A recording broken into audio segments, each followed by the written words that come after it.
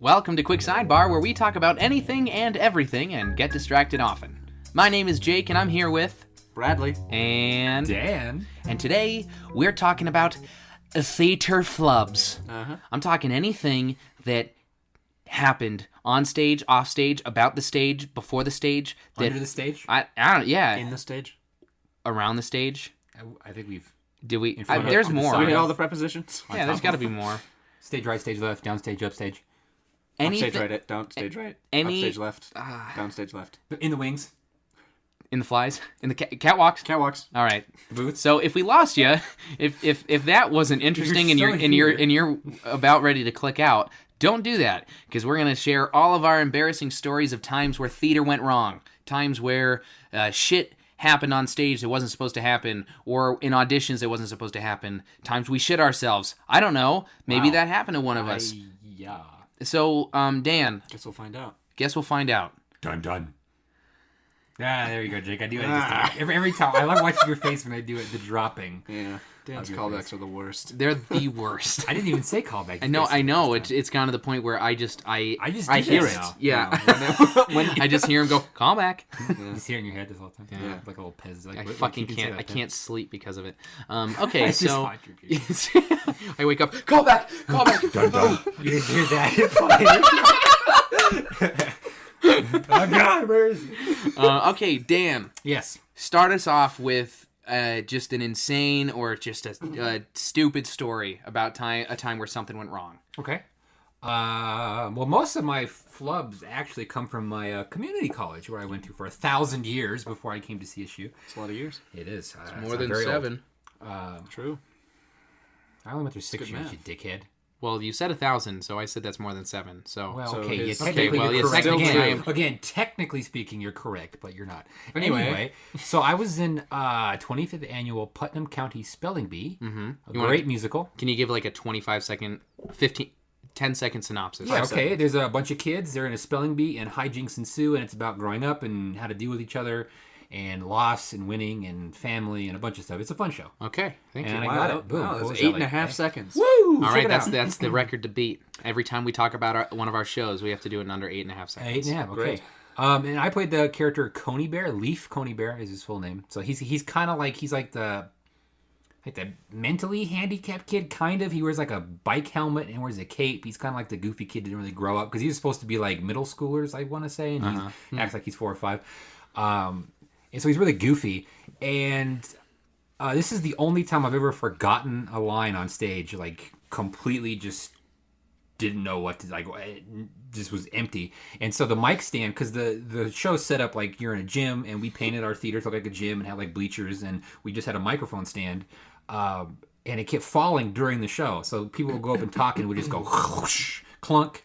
And it would just fall down. So I was like, oh, how can I play this to my advantage and win the crowd over? It's like a jackass. So this was all just like to entertain people more. Well, it was to make fun of the fact. It was to acknowledge the fact that the mic stand kept falling. Okay. And wouldn't stay up. So I'm like, oh, how can I play this? Because my philosophy is, if you acknowledge the mistakes on stage, it's then funnier. Especially in a comedy show. It's funnier if you acknowledge them. Yeah. And so I was like, oh, how? So instead of paying attention to the show and like following along and knowing what was next, I'm like, oh, how can I play this to the audience? So I'm focusing on that, and then my time to come up and spell a word. I don't even know what the fucking word was that I was supposed to spell. I walk up, and it had fallen. So I'm tall. If you don't know that, if you can't see me, but I'm tall. I walked over and like bent down on my ass in the air to like talk in the microphone, and it was all funny, and the audience ate that shit up, and like, oh, this is good. It is pretty funny. And then Tom was the guy's name. I forgot what part. He's playing the male moderator, and he says a line and asked me to do something, and I was just like, and just completely shut down. I mean, it just stopped, and I was just like, and I literally froze and stood up, and I guess at the end it kind of worked, because my character is supposed to be kind of dumb, and like you guys know, when you're on stage and someone gives you that look of like, come on, man, I don't know what I'm supposed to say, pick it up, and I look over at Tom. If you're listening, Tom, screw you. And he's sitting over there, and he's looking back at me, and I'm just like giving him the eyes, the theater help, eyes, the theater, the help, I'm drowning, help me. And I'm just like, Tom, go pick up your line, and I'll know where I'm at. Just come on. And he literally just sat there and just like kept looking at me. And it's like, this is what you get for trying to be funny, you like, jackass. Yeah, it's like, you dickhead, just help me. And then what felt like a million years go by, and then finally the line hits me out of nowhere, and I recover, but I was off the rest of that night, and that's the only time I've straight up just blanked on stage. Wow.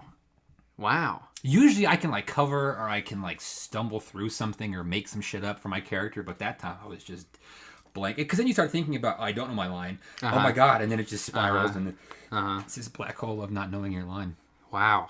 Yeah, that's probably the worst stage so flub funny. I've ever. And it was awful. Like I was literally just standing, like kind of like now, I was just staring at the microphone, just questioning my whole existence. Who am I? Why do I exist? Why do I do this? Why do I put myself through this pain?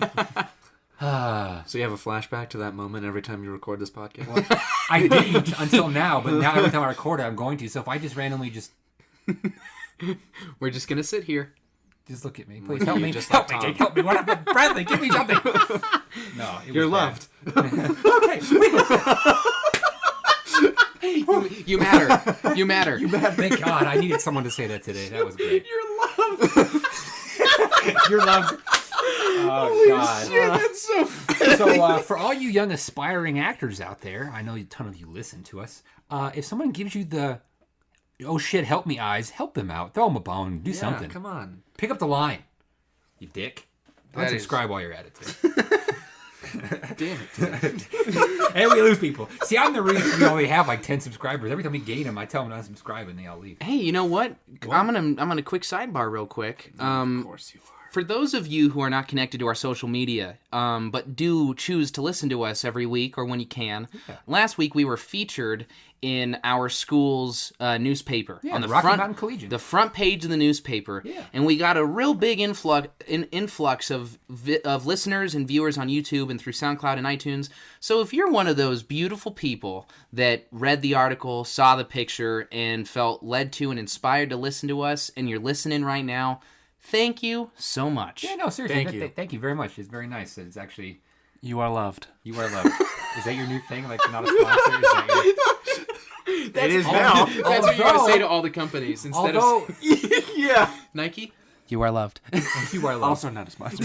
But no, did you see on an episode of Good Mythical Morning? They have a shirt that says not a sponsor now. So it's like, So we suck. so basically we're copying Rhett and Link, which Damn it. we Okay, can't. hey, whoa. It started here.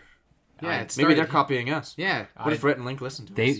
Wouldn't that be something? That would be I crazy. love That you, would Rhett be and Link. something. You're my inspiration. Not a sponsor. Unless you want to be. Right. Good Mythical Then- Morning. You are loved. Sponsor us, man. all right. Should it be that robotic every time too? Yeah. Like, I you yeah, are I guess- loved. You are loved. Yeah, just very. God, it's gonna. You are loved. It's sort of like a weird inflection there. Are we just gonna have You are loved. You just trying different ways to say it. You are loved. You are loved. Anyway, Yeah. theater flubs. So, yeah, sorry. So that was just a quick sidebar. Thank you for listening. Please continue to do so. Our content's only getting worse. So stay It's around. not. It's not going to get better, folks. If you're waiting for us to get to that, like I'm going to be an original fan. So someday when they're big and famous, I can say I was at the beginning. That's probably not going to happen. Eventually, so we'll hit a point where we're so bad it's actually entertaining. Yeah, right. So, we're going to hit a point. I feel like we're going to level off at like 100 subscribers and have Stay like tuned. 1,000 podcasts that we make, and still it's the same with 100 people that only listen to like 4. gosh. Yeah, there's like 4 views on every video. It's like, who are you people? Why are you subscribing and not listening? And their whole thing is they click, they press play, mute it, and just go. I'm gonna know them when they get big, and it's Someday. gonna be years from now. They're gonna be like, it's gonna happen. I will be an original fan. Well, To those of you dying to be a part of something, thanks for being thanks a for part joining of the this. Quick Sidebar community. Oh, we got to come up with a fun fan name. That'll come later. If you have a fun, like the Jake Paulers or like the Chodesters. That's Cody Ko. Ko, yeah. And the Tiny Yeah. Meat Gang. Tiny, whatever. yeah. Their So podcast. Shout out. yeah. So we'll if you have a fun idea for a fan club name, tell us. Also, please go on our social media and leave comments of things you want us to talk about, because we would love to start catering more to our audience as far as like ideas and suggestions. Simon, we're coming for you, baby. We haven't forgot about you. We'll get to your Yes. we'll get to your suggestions. Simon was our first suggestee, so shout out to Simon. A real shout out for once. Wow, I can actually say that. I feel good about myself. Sorry, I was sitting over here trying to think of good names for our fans. Uh huh. And God, the name, man. Okay, you have one? Yeah. Oh God. No, I don't. Okay. I have a terrible one. Well, okay. What is See, it? I was thinking, I was like, sidebarists? No, that's stupid. Ciders? Nah. Quickies? Yes. Nope. Hey, the Quick Side Boys. The quick Quick side Side boys Boys. and the quickies. Okay, sorry. Anyway, All right. Theater flips. So I've got one that's actually it's very similar to Dan's. It's riding off of the same type of forgot my line, freaking out on stage, someone help me. And I think you guys are familiar with this story, so just tag along. This is Were we there? Were we present for this? No, you weren't, but Oh. I know you've heard it. Okay, so last year I was cast Heard in. it. Yeah, I don't think I have. I don't You know. have, Okay. but they haven't. You haven't. You may have. And You- you heard it. There's a chance you may have heard it because I guess a lot. That's true. 99% of our followers are our friends, and they listen out of pity. So they're like, "Oh, these idiots." I feel bad. And because we bug them. Listen to our podcast. So Carol, I know you're listening. This story is for you and everyone else. No, Okay. everyone else mute it right now. We'll blink when it's time for. Yeah. Yeah. Bruce can't hear us anymore. See whatever we want. Fuck Bruce, right, guys? Bruce can't hear us. Oh, God. That's funny, bro. Oh man, I almost pooped myself. Oh, that's good, Bradley. Thank you. That's funny. Needed that. Okay, so Bradley's had a couple good zingers today. he He's on has. top of it. dude, we gotta get him after work more Always often. when he's like, today's not going to be a good day, guys. He's always at his best. You know what? Okay. Wait, real quick, I gotta say, Jake was leaving the room earlier before we were recording, and he said, "See you in a GIF." And Bradley goes very seriously, "Don't you mean GIF?" And it was the funniest shit. I wish we had it on recording because it was so good. So anyway, Bummer. Okay. Well, anyway, so last fall, I was cast in a children's show, a touring children's show called The Amazing Food Detective. oh yeah, I've heard this story. And Because now I'm in that same show. so here's the 8.5 seconds. You ready? You timing me? Okay, so this show is about a detective that teaches kids how to eat healthy, watch their screen time, and get exercise, drink water. So that's what the show is. So what we did is we would tour 7.5. 7.5. That's the new Dang. benchmark. So Damn. Why did I have to go last? Go ahead. Continue. so we would tour to different elementary schools in northern Colorado to, present, perform, teach these kids a new fun way on perspective on how to eat healthy. So the Amazing Food Detective investigates this scene where Mike. It was Mike and yours. Right. Carlos and mine. It was Mike and yours. What did Mike do? I don't even remember. He just he kept getting like snacks out of the machine or something. Was his issue. he just was not eating well. He was the one not eating well. Yeah. Anyway, Mike is a bad kid, doesn't eat well, doesn't exercise, plays Kobe, too many video games. And so basically what happens is I start out the scene by saying that there's been I start out the show by saying that there's been a call. And so I'm going to answer it, and then we're going to figure out, how to fix everything. So everyone comes on stage, Mike, Gloria, and Mrs. C. That's Mike's mom. And so how I would introduce everybody by I would snap my fingers, and every time I snap my fingers, they would freeze on stage. And so I'd be like, okay, this is Mike. He's a star soccer player and athlete, student, and all that. And then I'd go, this is Gloria. She loves nature. She's Mike's best friend. And then I would say, this is Mrs. C, aka Mike's mom, right? And so that's how I would introduce everybody. Well, the first time we ever performed this show, we had a double feature. We had a double header. So we performed at 9 o'clock and then at 10:15. So we had kindergarten through second graders and then third through fifth graders. And it was the first time we'd ever done the show back to back. And our first run was so good. I mean, everything was just so solid, and the kids were so into it, and the teachers loved it. I mean, we could not have asked for a better opening run. But I was not used to exerting all this energy and then having to preserve it so that I could then exert the same amount of energy 15 minutes later. Immediately after. So we get ready to perform, and I'm already sweating bullets. I'm not feeling great, so I'm overall I'm just whew, okay, here we go. And we start the show, and things are going fine. I start the show with this song, and the song goes fine. But then I introduce these ideas where we have this special magnifying glass, or no, there's a call and response that they're supposed to do, and then later in the show I talk about this magnifying glass that we use to investigate the clues. And I skipped one of the sections, one of the call and response sections. So then when I got to the next section about the magnifying glass, I got really confused thinking that, wait, haven't we done this already? Oh, no. All of a sudden I'm thinking we were in the show that we had just done, so nothing made any sense. I'm like, how did we get back here? We already finished the show. It was very existential. But what had happened was I had just said to the kids, now I'm going to ask of you something. And at this point, I had that moment where you start playing through the entire show in your head. Oh my God, I don't know where we are. I have no idea where we are in the show. So I go to the kids. I said, okay, kids, I need something from you. Then my mind blanks. I start pacing across the stage, and I'm just looking at them, nodding my head and squinting my eyes.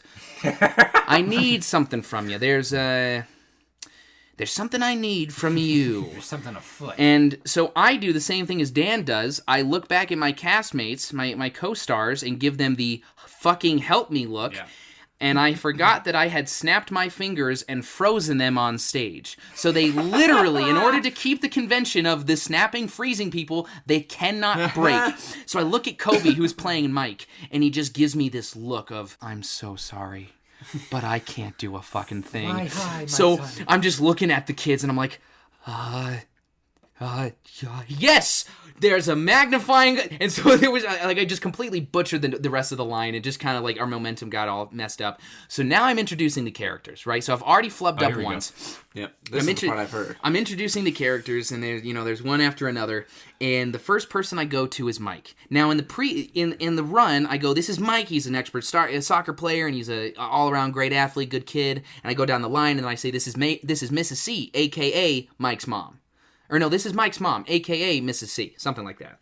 Well, in this part, again, I had forgotten what we had already done. Nothing made sense to me, so I go, everyone, ladies and gents, this is Mike, a.k.a. And then I realize, that's not the line. I don't know what's his nickname. I don't fucking know what he's also known as. So now I just look out at the kids, and Kobe stands at about 5'6".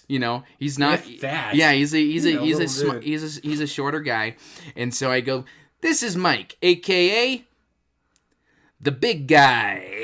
Guy. And the funny thing is, to me, it was hilarious because I'm like, wow, look at the way I just pulled back. Look at, I got us back from that, and all the kids are just like, okay. It's a big guy. Hey, it's big guy. And I never referenced it again in the show. And I just remember looking at them, and all Sydney, Heather, and Kobe were all just trying so hard not to laugh. And I'm stranded, what feels like on an island by myself of just absolute pity. Okay, that's one of my stories. The big guy. And that's a continuing inside joke with us and Jake now. Jake will always the big guy. The big guy. Bradley, you got one? If you don't, I have one that connects you to it. I think I know what you're talking about, and I'm gonna tell it instead. Okay, then please. Probably it is. For our dedicated viewers, you all know who Keegan is. Oh yeah. So Keegan. Who never listens? Keegan, if you're listening, screw you. Keegan was on episode 9 and 10, 2018, A Sidebar Odyssey, Part 1 and 2. Go check it out. Available now. Not a sponsor. No, I was going to say you can't sponsor. That is a sponsor because it's us. So wait, yeah. Yeah. Quick Sidebar is the sponsor of this episode of Quick Sidebar. Yeah, I give myself money. Sponsor. We do fund this podcast.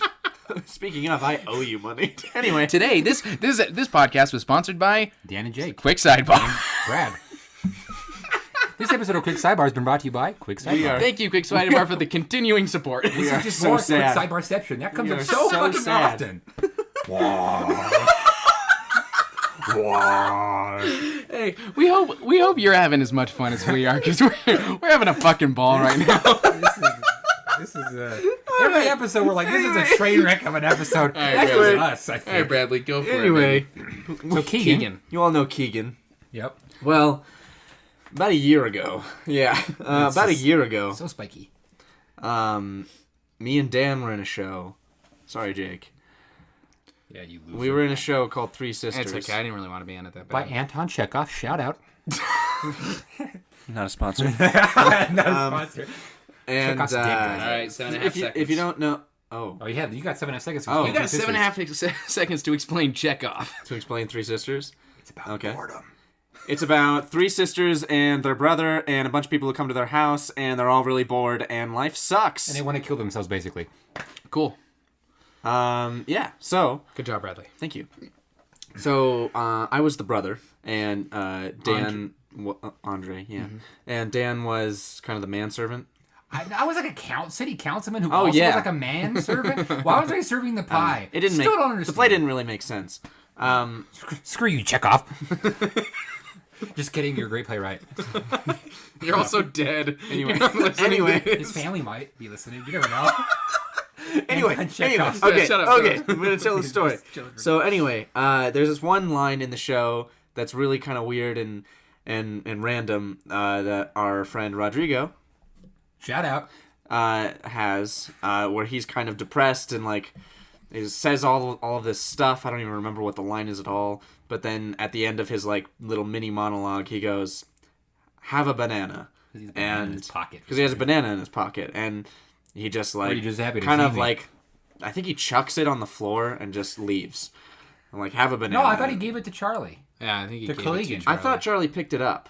Regardless. Anyway. And yeah, it doesn't matter. Charlie, who is another character, Collegan, picks it up and eats it on Charlie stage does because not he's kind of give the a shout comic out. relief. He doesn't listen.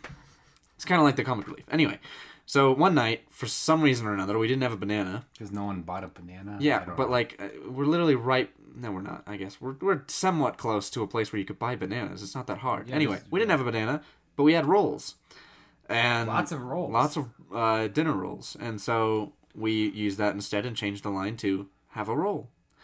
And Rodrigo threw a roll or handed however that happened. Shove it down his throat.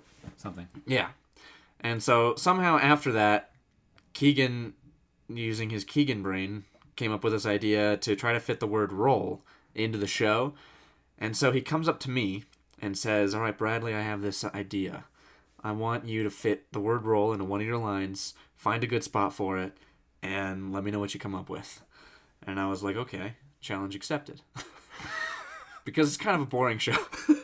And so I was like, Kind of. so I was like, all right, let's, this will be fun to try to like, a little fun game. And so it's a Russian play. And so there was this one character named Anfisa. And I figured if I just fit the word roll in the middle of that name, you won't really be able to tell. Like, no one's going to notice because that's the only time that anyone says her name, Anfisa, in the show. Right, yeah, that was And so I decided to say, and Firaliza. So anyway, that was the start of it. And then later on, my sister in the show, Olga, I ended up calling her Rolga at one point. That's a good one, Rolga. and I swear, every single person on stage at that point almost broke. Like, I looked around at everyone. I remember listening for it. Like, I couldn't believe you did. I looked around at everyone, and everyone cracked a little bit of a smile, and I was trying really hard not to smile because in that moment especially, I was supposed to be really angry and depressed.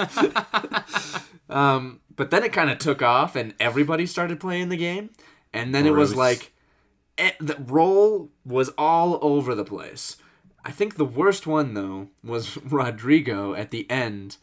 What was it? Oh, that's right. He would say, "It's roll the same." And he said it twice in a row. And he said it twice in a row. Oh. And that was when it became like, okay, now it's obvious. Yeah. Now it's too far. Now it's clear we're intentionally jeopardizing the show. Exactly. We're intentionally screwing with the show. Uh-huh. Yeah, and I found out later that Adam, our stage manager for that show, Yeah, like a conniption, basically. was livid that we were doing it. He was so pissed. Okay, all right, though. To be fair, the show that was extra fucky was the last one, and Walt, our director, literally said, "Have fun, guys." He literally told us, just have fun. And I mean, I don't think he meant go fuck up Anton Chekhov's classic play, but we interpreted Walt saying "have fun" as let's rewrite this 100-year-old show. Yeah. Let's do whatever the hell we want. This canon of theater show, this show that is a staple in the theater canon. Let's just fuck with it. Let's just add shit. And That's fun. So Bruce started quoting like, he said at some point "Here I go, rolling on my way" or "rolling on my own" or something like that. What did he say? Something about there I go, rolling along. rolling along. Like, that isn't anything.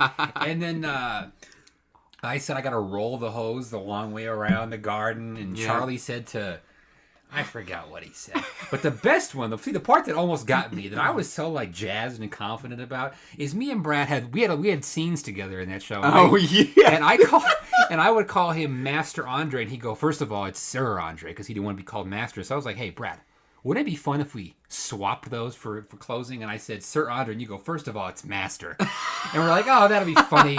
We're experienced actors. We'll be fine. Nothing can go wrong on that. And so we go out there to do our little scene where I'm constantly pestering Bradley, and I was like, excuse me, Sir Andre. And he just dead-ass serious goes, first of all, it's Master Andre. And it was just so, it was like, it was uncomfortable, and I started laughing. Like, I don't know how I caught myself, but it was like and I watched your face, and you started laughing. You started smiling. Totally broke. And I was like, oh God, he laughs, and I'm going to laugh, and then we're going to laugh at this super... And this is a serious part in the play where, like, half the town's burnt to shit, and people don't have a house, and just people dying. And the whole play is a really depressing mess. It's a very sad If play. anyone laughs during the play, it's like, that's weird. Why are you having a good time? This is Russia. This is Prague, or wherever they were. The whole show was, at the end of it, just became a huge meme. Like, it was the show, just the show is still a meme to this day. It was nowhere near Bruce and what his Chekhov cape. would have wanted. Were you there the night, Bruce? I was filming that right, night. you were. Oh, wow. Shout out to you, Bruce. You son of a bitch. Bruce broke like all the fucking glasses with his I cape. swear, we talk about Bruce. We have to have him on as a guest. No, we talk about Bruce so often. Did you guys ever watch SNL back when Keenan did DeAndre Cole? And he had Lindsey Buckingham, and it was Bill Hader. So he had this like talk show where he played his character called DeAndre Cole, and he would always like sing a "What up with that?" Yeah. And Lindsey Buckingham, quote unquote, was Bill Hader, and he was always on the show as a guest, and they never got to him, and he was always like, "Next time, Lindsey, we'll get to next time." That's Bruce. What is forever we'll talk about having Bruce on, and we'll just never ever have Bruce on the show. So sorry, Bruce. What up with that? Great. They got rid of that skit. It was so good. I know, it's very good. I got another one that is pretty funny, and I think it's gonna haunt me forever, especially if I stay working with CSU people. Well, you guys were there for. Did you hear me flub for You're in Town? My big my narrator right. flub. Oh yeah. God. So we just closed the show back in May. You're in Town. If you haven't heard it, All right, 7 seconds. okay. It's a town where you have to pay to pee or they kill you. Now we have to beat 2 seconds? Hey, that's pretty much what it is. And I played a cop, Officer Lockstock. My buddy Jake here was the male lead, Bobby Strong. And Tom, you see? Yeah. And Bradley over here was Tiny Tom, has the greatest voice of all time. Give him a little taste. Do not a sponsor, but as Tiny Tom. Not a sponsor. You can't change it. It's got to be it for now. That's fucking gold. And Bradley, though, while he may not have been, quote, a lead, he had probably the best lines in the whole show. He did. The funniest lines. Anyway, at the end, little Sally, shout out Carly, asks me a question or something, and the line is supposed to be, "Oh, little Sally, I may be a cop, but I'm also the narrator, so nobody can touch me." My dumbass was too busy thinking of... I had this thing recently that's hit me that when I'm on stage in a play, I'm like hyper aware that I'm a human in a play pretending to be another human. And it's very bizarre. It's very existential. Like an early life crisis. It's really weird. So weird. Like, I'll be on stage going, I'm in a play pretending to be this officer performing for these people. Are we all going to hit this when we hit 26? I fucking hope not. Maybe, yeah, it was. And so it's really bizarre. I'm very hyper aware that I'm in a show. That's and so I'm performing. It's very strange. And so I was in one of those moments of like, wow, I'm in a play. This is strange. And so not focusing on my line, I go, "Oh, little Sally, I may be the narrator." And I had fucked up at that point. And instead of just being, I don't know why I didn't just go, "But I'm also a cop," so no one can. It would have worked. No one would have noticed. But because I was so afraid I'd forget the rest of my lines, I just was like, I'm just going to say the right line. I may be the narrator, but I'm also the narrator. And I remember, I looked at the audience and I shrugged. I'm not kidding. I looked out. I looked out at the audience. That kind of show where you can just be like, nah, and it sorry. worked because my character was self-aware, knew I was in a musical, which is also, it fed into the existentialism of, I'm playing a character who knows he's in a play. It was very bizarre. But I said it and I looked at the audience and went, eh. And it kept going. I forgot that aspect of it. I literally looked at the audience and went, fuck that. Oh, that's funny. But no one knew except for everybody in the casting crew, and they'll never let me forget it. So fuck all of you. As soon as we got in the dressing room, the first Literally, thing everyone said was, B.O. Meyer, you son "I of may a be the bitch. narrator, but I'm also the narrator." Living it for me. Well, okay, going off of that vein, and also you have one from You're in Town too. So I'm gonna let you think about it. It wasn't actually performance, but it was rehearsal process. Damn. I think that one's so funny. Wait. Oh, There it is. Yeah. Oh, So okay. so this I'm is really excited to tell so that story. my year in town story was also from the rehearsal process. As Bobby Strong, he's the leader of the rebellion. He's the one that believes that people shouldn't have to pay to pee, and so he leads the poor people to rebel against the system and the man. And so one of the songs That was I more than sing. 2 seconds. Sorry, continue. That wasn't an explanation of the show. character bio. Yeah, that was a character bio. Bradley. So, one of the songs, "Look at the Sky," is the first. It's the moment that Bobby Strong realizes. Oh, yeah. This is great. There it is. It's the moment that Bobby Strong realizes that there are injustices in this world that need to be fixed. They need to be stopped. And so, just a little backstory about me. I consider myself to be very good at memorizing lines. I can do it fast. I can do it well. Like, that's just one of my. So just keep patting yourself. No, I'll pat you on the back. I'm Wonderful building the way my you up. keep patting yourself. I'm building myself up to tear myself down. That's just one thing that I found that I'm good at. One thing that I am terrible at is memorizing lyrics. I don't know what it is, but as soon as you put rhythm and music behind me, Which is funny because most people it's the opposite. I know, but for some reason my brain just fucking turns off. And I'm fine when I have to do like one verse and one chorus. But as soon as I have two verses that the melody is the same but the lyrics are different, all of a sudden my brain just fucking explodes. It does not know how to compute. And so in this song, there are 3 verses that all sound the exact same, and they have this build up at the very end of the verse that goes bum ba da ba ba da ba ba da ba ba da ba ba da. And so I would always nail the first verse fine, like there was no problem. But for some reason, the second verse always tripped me up. So the lyrics were, "Here below, feel our shame. It must stop in the name of the sky." So that was it. That was what I was supposed to say. But for some reason, as soon as I got to the point, my brain would be like, "Oh, you don't know." And so so I was always messing them up. I was always flipping the lines together. And there was one rehearsal where I just did not have it. It was so out of my brain. And so I get like, "Look at the sky high above this madness. It's a shame, it's a shame, it's a shame. I'll get there in the sky." It was so stupid. And my dumb ass was in the bathroom when this happened. That also became a meme too. It became a meme, and so every time I would mess up or every time we'd get ready to be like, "Oh, Jake, it's a shame, it's a shame." So then here's what happened is I had literally been fucking it up until Final Dress. Like, I think I messed up that thing during Final Dress. And then we get to opening night. Full house, and I've got so much adrenaline focused in on this line, this lyric, and I get it right. And of course, no one in the audience noticed, but I noticed, and I was fucking proud of myself. No one in the cast cared either. No. After the song, I hear over the speakers, someone didn't turn down Wilkie Braun's mic as he's going, "Oh, did he go? It's a shame, it's a shame, it's a shame." So then the entire audience hears him just go, "It's a shame, it's a shame." I'm like, it was like, oh, It's my heart. still there. Oh, my You're never heart. gonna get away from that. It's so funny. That fucking sucked. It's a shame. But It's a shame. It's a shame. damn, I get there. I was gonna say something relating to that, but I forgot. Now, Yeah. So. All right, Why Bradley. did you start, Brad? It's my year in town story. So there's this character named Old Man Strong, who's actually Bobby Strong's dad, who dies early in the show. Mm-hmm. What? Spoiler alert. Well, you already told him what the big spoiler of the show Yeah.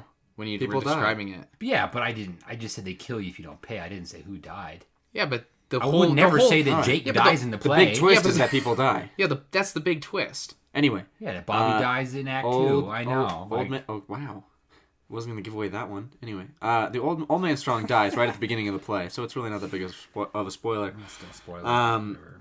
And so he comes back throughout as like a flashback from Bobby to like say this one line. Why can't I think of the line? Don't forget me, boys. Remember me, Oh yeah, boys. remember me, boys. Yeah, and then no, wait, what's my line? How am I forgetting? No, this? he'd say, "I'm a little short this morning." Yeah. Oh, that's right. And then I would always say, "No shorter than yesterday, unless I've grown." Classic Brad line. And Unless I've grown. and so he would always go up in the flashback, and I would have to be there. But I would always forget because it's just this tiny little one line that I have to do, and I just have to enter in this balcony. But I would always prep myself for my next entrance, which was not that. It was the one after that for the next scene. And so that's on the opposite side of the stage. And the balcony is like up a ladder. Yeah, like up a ladder. Yeah. It's a big trek. And so in rehearsals, I kept forgetting, and I would like end up like having to like run over there and do it. And it became kind of like a running gag. And like for some reason, I couldn't get it into my head that I had this entrance every time. Okay, so anyway, we get finally to like Tech Week. I don't think it was Final Dress, but it was like we were in the space. We had probably like 3 rehearsals left before opening, and I'm sitting there on the wrong side of the stage, getting ready for my entrance, which is in like 5 minutes, and I'm like, I got plenty of time. I'm just relaxing, and every time it happens the same way every time, where I would hear like the shift in like I think there's a shift in music or something. Yeah, and the lights go and the lights change, and I'm like, oh no.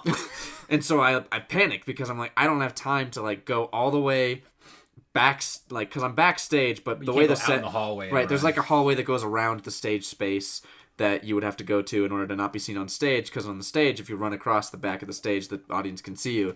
But I was like, I can't make it. And I was like, screw it, it's a rehearsal. And so I run across the stage so that the whole audience can see me running, and I just tear across the stage, and I climb the ladder and I deliver my line. And at the end of the rehearsal, I go up to Rich and I go, I'm so sorry.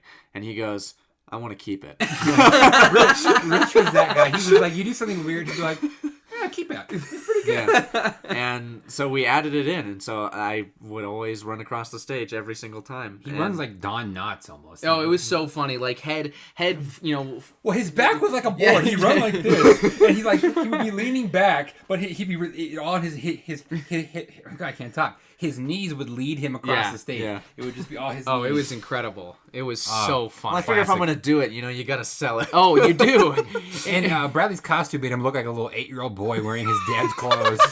It was like over his giant sweater that covered all you could see was his fingertips, these big ass overalls, and he looked like a little boy who was like, I'm going to dress up with my daddy's clothes. That even ended up adding another gag where I ran back across the stage for the final number of Act 1, behind the main villain. And Bruce would always just kind of stop and like look. Yeah. And me and Elijah, every night, we'd see you run by, and I would stop and watch you run, and we'd look at each other and go, is that Tiny Tom? Did he just run by? How did he get up there? And then we go right back into it. No, it was fun because it was a very self-aware show, so you were allowed to play those gags. Yeah, there was so much of that you could do. But the thing I was going to say was, you remember when we did our publicity shoot, and we just started like goofing around at the end, and we have like our wedding photo where I'm holding you? They used that. I still can't get over that they used that for the promo. Yeah, so they were taking pictures for us so they could throw it into the University Center for the Arts newsletter. And so Dan, who's the main antagonist basically, and I'm the protagonist, and then Little Sally's just like the middle ground. So it was us three, and we're taking like serious pictures to try and show like the dissonance between the good and the bad, the communist and the capitalist, photos. And then they're just like, okay, just have fun with it, like just do what you want. And so first thing I do is jump into Dan's arms. Oh, clearly, obviously. And so we're like just taking cute pictures and like pretending to kiss and just like all sorts of stuff. I wish we had kissed. Thinking not. I've been waiting to kiss Jake for a long time. I guess we'll do it on the podcast or something. I don't know. Video podcast. Yeah, when we get video. We'll film it. And Dan wants to keep it. It's like I'm using it for personal things. It's quote for the podcast. Sure. Okay.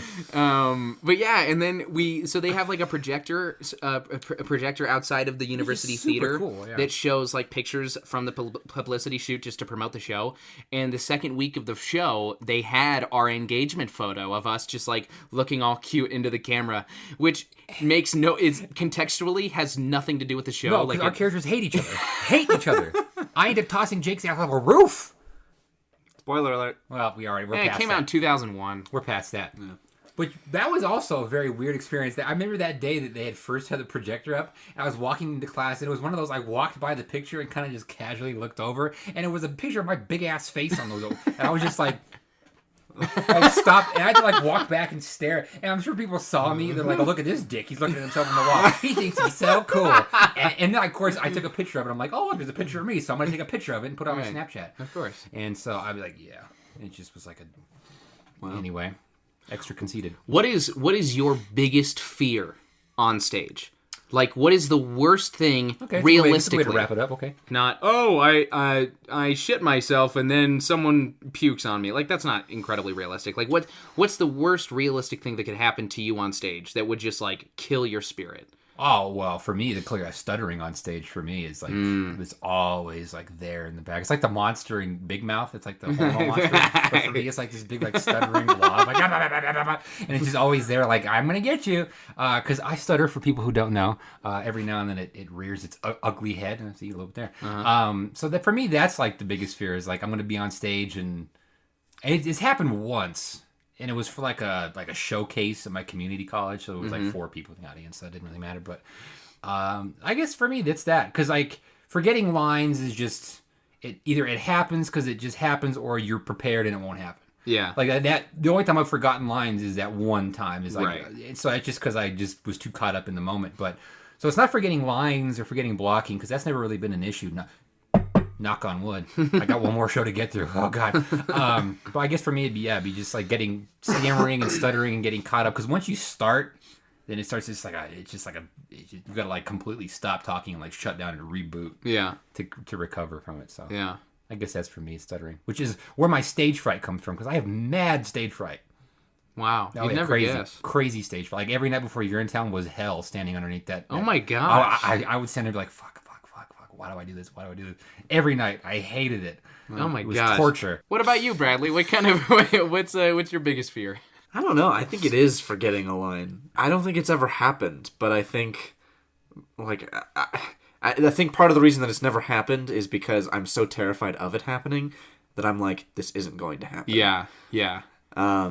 Because I don't know, that just sounds horrible to like be on stage and have everybody watching you because, you know, the conversation, if it's your line, clearly has like moved to you, so now everyone's looking at you and you have nothing to say. Yeah. And you're like, oh gosh. Well, and I don't know how it is for you guys, but I've found in the past, if I think about my lines right before I go out on stage, like if I'm standing backstage before I go out and I'm just like, okay, this scene is this, and this, these are my lines, I'm going to review them, I'm more likely to forget my lines. Like, like I don't even bring my script to the theater. Like once we're in the point I'm spitting, where we're like doing full runs, I have my script at home. Like, I don't need that motherfucker. Keep that shit. Yeah. Because it's a safety net that you don't need. And if you start reviewing lines, or like review song lyrics, like I never, I try to completely flush that on my mind. Like I'm just gonna go out there and do it. Yeah. Once you know it, you know it. It's there. Yeah. I mean, it is there too. You gotta just trust yourself. I think a lot of people in life in general just don't trust themselves. Yeah. No, I totally agree. There's a lack of security or like a lack of trust that the stuff that they've done up to that point is going to pay off. Because like there's a reason why. I mean, on Broadway, if you're like replacing an actor, you get 2 weeks of rehearsal, a dress rehearsal, and then you're like on the show. So like I can see why that would be a little nerve wracking. But we have like 8 weeks. Well, we have like 6 to 8 weeks to prepare our stuff. Like and to be fair, those actors, they do 8 hours a day for 2 weeks, so they're getting They're getting like what we do in 8 weeks compacted. That's true. I didn't even think about that. Because that's all they do too. Is like when they go home, they don't have homework. Right. They just go home and memorize lines. You dicks. Unsubscribe. All you Broadway stars who did listen to Yeah. Ben Platt, you fucker. Unsubscribe. Get out of here. I like Ben Platt. I don't have anything against Ben Platt. I was just... You just called him a fucker. Well, because I was insulting Broadway stars. It's what I do, Jake. Come on. I do it every episode. I do the same shit every episode. It just seemed a little direct. It seemed a little pointed. I don't know. Well, because he's the star right now. Because is he still doing Dear Evan Hansen? No. Oh, no, he stopped doing that I take that back. My greatest fear is actually a wardrobe malfunction. Wiener falls out or something? Not that my wiener falls out, but like if I actually have a reason for this. I have an event that happened. So yeah, my greatest fear is that like my costume's not going to work right, and like, or you know, my shoes will come untied and then I trip on myself, or oh my god, I think tripped in Urinetown about 10 times. There's one scene at the very end of Act 1 where there's mass chaos and everyone's just running around on stage. Fall down a lot. And, yeah, you did. And I found that the adrenaline from the actual show always carried me into this like freakazoid mode where I would just run into people, and I was just an animal. And I had these big old clunky shoes on too that were just because you had the boots on. I had combat boots. The combat boots at this point. And so I was running, and I think I tried to make like a really quick turn at one point, and my shoe, like I landed on just enough of the side of my shoe where there was no grip, and I went from perpendicular to the ground to parallel in less than a second. I remember that. Was that rehearsal? Or no, it was opening night. That was opening night. It was opening night. You fell a different day too, right? No, I fell the same night. Immediately after. So I fall. You're right, that was the same. I fall, I stand up, and as I'm trying to stand up, I did the same thing where I slipped on the side of my shoe. So I went, yo, and so then I just get up and I see off stage that everyone is just laughing, and I'm like, I think I just broke my knee. Like, it was it sucked. That chase scene was great. But anyway, my wardrobe malfunction story. I can close out with this. So this was the first show I had ever been in. I had just quit playing baseball. I had quit my life as an athlete in high school. It was my junior year of high school. Wow. And I auditioned for the spring musical. And the spring musical was The Drowsy Chaperone. Very funny play. Not a sponsor. My character was Adolfo. And the thing about this show is it's a play within a play. So one of the bits that they have is that there are actors in the show that are playing the characters that you're seeing. So, like, Adolfo was played by some guy whose last name was, like, Forelli or something. I don't know. But anyway, at intermission, the man in the chair who's, like, narrating the show, he is the play before the play within a play, you know?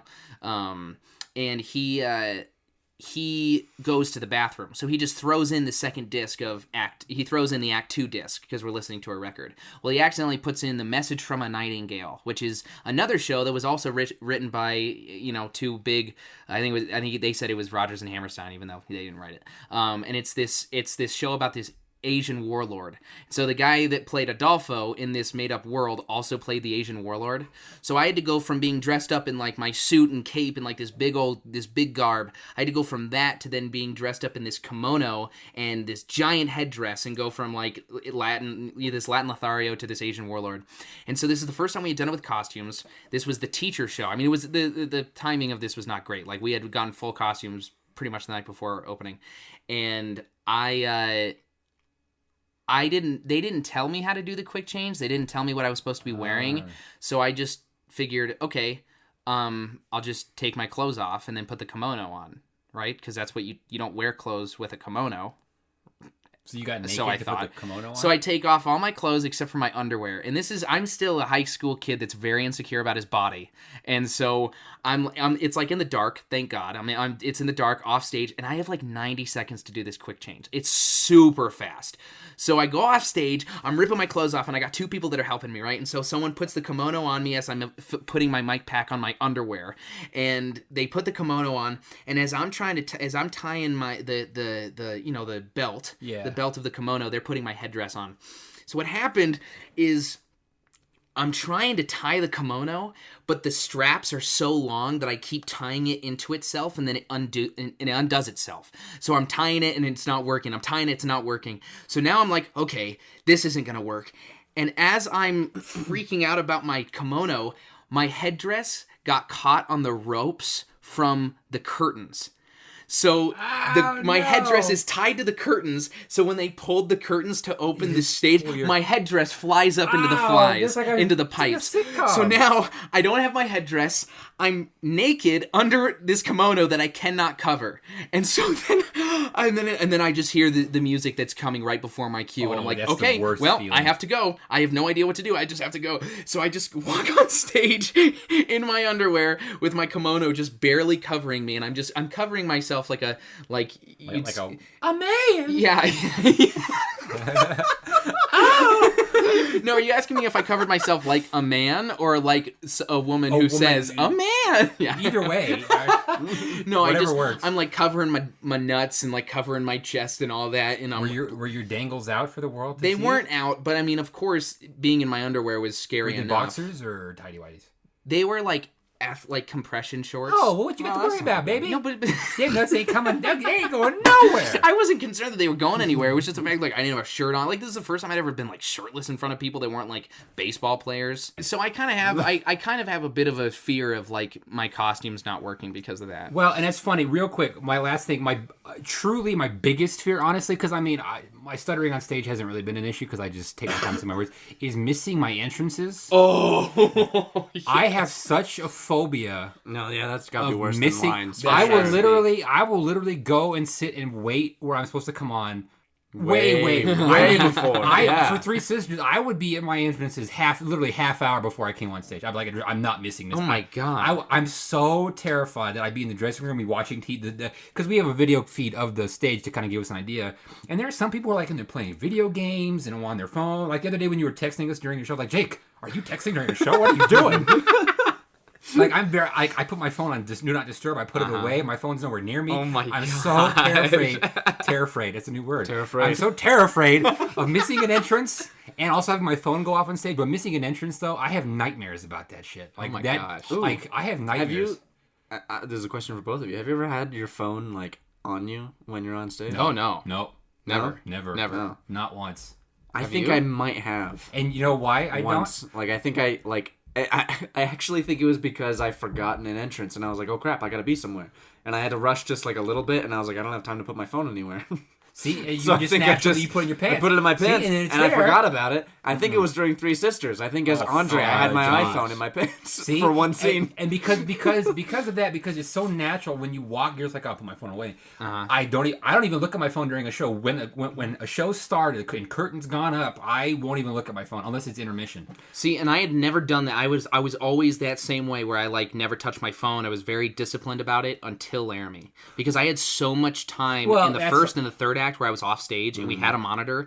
And so I think it was our fifth show. We had gone in a very good routine where it's like everyone did the same shit every time they were off. And so I get off stage and I go to the dressing room like I normally do. And I'm just like on my phone. And I think to myself, oh, and the line for the monitor, the audio for the monitors stopped working. So there's no more audio going to the dressing rooms and no more audio going to the green room. Of course not. And so I'm on my phone, and I'm like sending emails, and I'm texting Cooper about the podcast and everything. And what I'm waiting for is Ben to come in to check his hair. He does so every night before he turns into Matt Galloway or Matt Mickelson. He checks his hair, and he didn't do that night. So I'm like, dang, the show's going slow. I've changed my password to Google, and I've like done all sorts of shit. Like I haven't done anything. This is giving me anxiety. And then just it listening is to like this I'm story. so anxious right now. And then I hear a laugh. And I'm like, I don't remember hearing a laugh. And I go, this was this past weekend. I go check the monitor and everyone is on stage. And thank God I'm only in the VOMs. I'm in the VOMs during it. But I'm like, oh my gosh, I think I'm 3 minutes past my entrance. I have missed it so hard. So you missed your entrance? I missed my entrance. Oh like my I God. didn't have any lines, thank God. But like I got up there and it was like my line in like two people. Like two people had lines and it was me, and I was like, that literally, it was just bad. Talking about that. I can't. Oh wow! Yeah. As an actor, especially with live performance, missing a cue is like. Yeah. So just know, I will never do that again. No. So future employers, you don't have to worry because. It's not all going you to happen. Broadway theaters that are listening to this going, we want that guy. That Jake Cademy. Ben But Platt. they just heard You that. ever want to hire Jake? Yeah, Ben Platt. If you're looking for a replacement. Don't worry, I won't be on my phone. And he goes, "Did you hear that podcast?" He said he looks at his phone. He missed his entrance by 3 minutes. We can't have that. No, that is my. I guess ultimately it's missing. Yeah, cues. that happened to me in high school. Not to me, but we were doing Joseph. And the narrator, she was supposed to come on, and she just didn't come That's on. awful. And she like 30 seconds into the song, and we were just like, so we started to sing her part, and, it was, and I think, and also because of The Office and Andy's phone going off on stage. So yeah, no, that's bad. Okay, well, hey, well, you know what? Thanks for sharing. This was great. This was a great story time. Hope you feel like you know us a little better out there. Yeah, thank you so much for listening. But really do thank you guys. Like we're building a fan base. We're building a community. This is really cool. This is fun for us. We hope it's fun for you, whether you're driving or riding your bike or just need something. Yeah, it's probably not a good thing to do your homework. I wouldn't suggest that. Yeah, don't do your homework. Right. Yeah, that's what I'm saying. Dan's saying don't do your homework. Anyway, I'm gonna say just don't do your homework. Yeah. Just in general. Homework in a very for general squares. sense. But, you know, remember, Share with your friends. You are loved. you are loved. Share with your family. Find us on iTunes and SoundCloud, as you are probably listening to this, or YouTube. Sketches are on the way. More video podcasts. More video podcasts are coming, yeah. Yeah, find us on... We're establishing a pattern for that. So. Find us on Twitter and YouTube. And I'm sorry, Instagram. Twitter and Instagram and YouTube. at @quick_sidebar. And leave a review. That's not my thing. I thought that was your thing. That's definitely your thing. That was your thing. review? That's what you started that. You were like, Leave a review. yeah. Oh, you started Yeah. Leave a review. But for Yeah, real, see, though. see, didn't that feel Give us, familiar? it does, Didn't- you're right. But give us ideas, guys. I know we talked about Simon gave us some ideas, but reach out, comment on our videos. Yeah. Let us know what you think. If there's something that you want us to talk about because you, at this point, have come to the realization and the understanding that we know everything, Yeah. We'll talk Let us about know, it. With yeah. no knowledge, no prior knowledge. We'll Yeah. talk about anything. by... Wait. Oh, I thought we One were quick harmonizing. thing though, Yeah. as we fade out here, your mom came up to me and Brad at the end of Yeah. Laramie and gave us hugs, and I remember thinking, I don't know who the hell this woman is, and I don't actually know who this is. So thanks, Demi. Thanks for being so welcoming and listening. Of course. You have to now. I will. Okay. Yeah. And my dad, should I say my dad's name? You can leave that too. If you want. But if you're excited to do it. I only want to do it if you're like, I gotta bleep it now. Your dad's name has the same name as my grandfather. Yeah, me and your dad. But everybody knows what your grandfather's name is, Bradley.